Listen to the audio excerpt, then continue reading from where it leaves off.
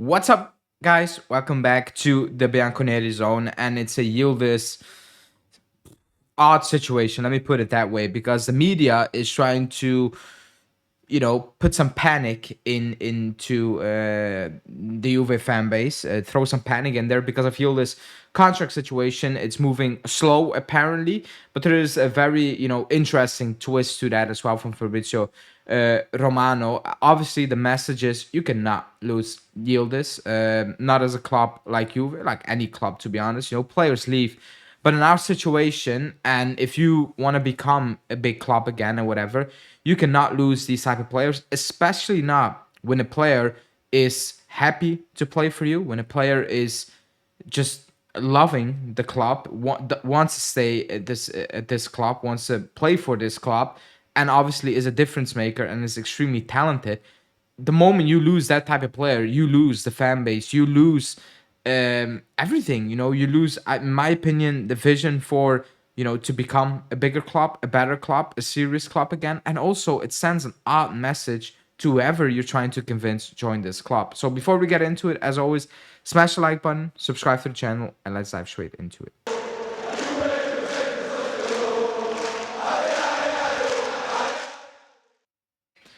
Okay, so Kenan Yildiz, the situation is this. So Gazzetta dello Sport and Tuttosport are saying that negotiations between Juve and Kenan Yildiz over a contract extension until 2030 are not moving forward as expected at the moment. Chelsea are still in the race because in the summer they offered around 70 million euros, which I think is complete bullshit as well, because no serious journalist reported that at the time.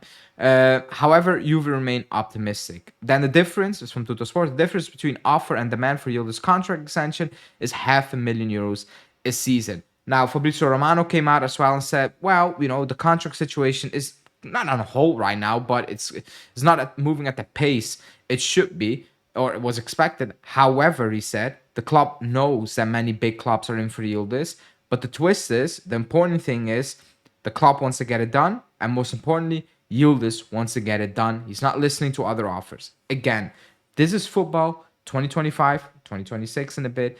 Anything can happen. If somebody comes in, they're like, here, you list 10 million euros, and you're like, no, we're gonna go for 3+ bonuses. Even if he wants to play at the club, at the end of the day, it's a business for these players. It's a different time.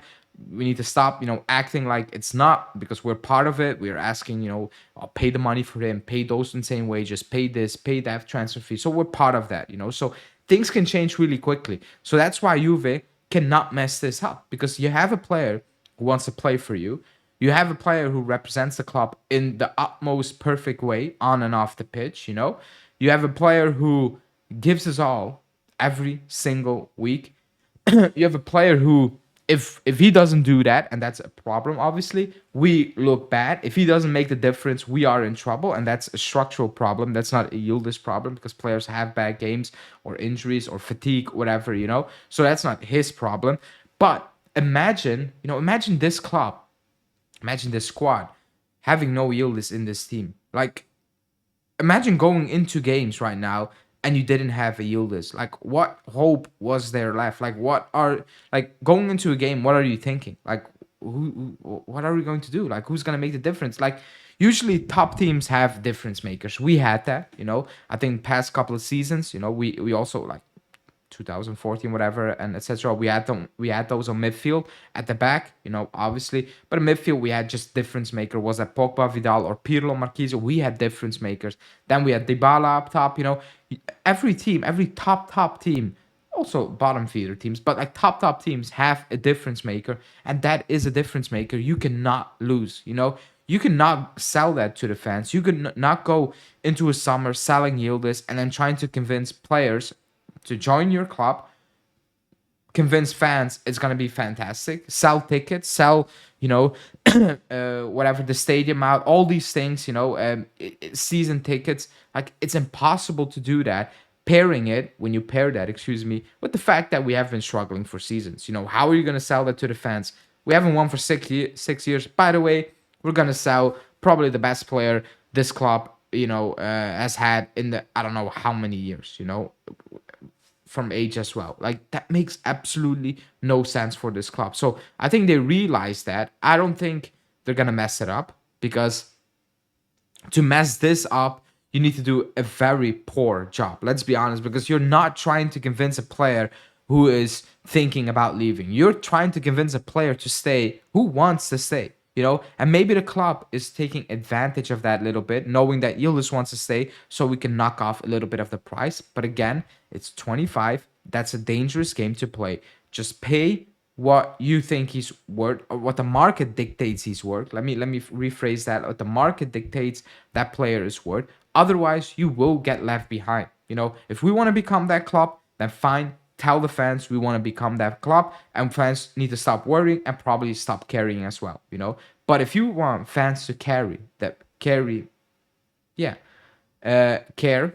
If you want fans to care, not carry, care about this club, then you can definitely not make those decisions. You cannot mess this one up. You cannot sell them to Chelsea or any type of team now, because I've seen rumors about 80 million. That's taking the piss, by the way, considering they're paying 150 or whatever for Isaac, who scores 20 goals a season. Like, insane money, like 100 million euros for Florian Wirtz, and Wolderma, or whatever his name at Newcastle, is 85. Like, you cannot sell Yildiz for 85. Now, if that offer comes in over 100 and plus million euros, am I convinced the club will say no thank you? Absolutely not. It's most likely the club will listen to that, you know. But to avoid those situations, you need to lock him up to a new deal ASAP. Now, you cannot wait. You cannot drag this one on. Like, from all the deals you can drag on, this you cannot drag on. You made him your number 10, previous board or not. He is your number 10. He is your poster boy. You cannot drag this on.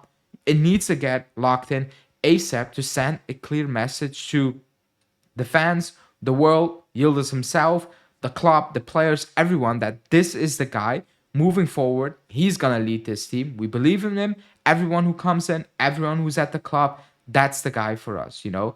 And we're telling the world that that needs to happen. So let's see. Again, I don't think the club, and maybe call me naive, I don't think the club is going to mess this up, because you need to do an extremely poor job to mess this one up. Like, extremely poor. You know, I cannot put in words how big of a mess up this will be if you lose Yildiz to another team this season, purely based on the fact that you couldn't get a new deal done and you start panicking, you know. So anyways, in the comment sections, let me know what you think. You know, are you worried about it? How much is he worth? How much, if we sell, should we sell him? Like, what is the amount you're like, yeah, we need to take that amount, and be realistic, obviously.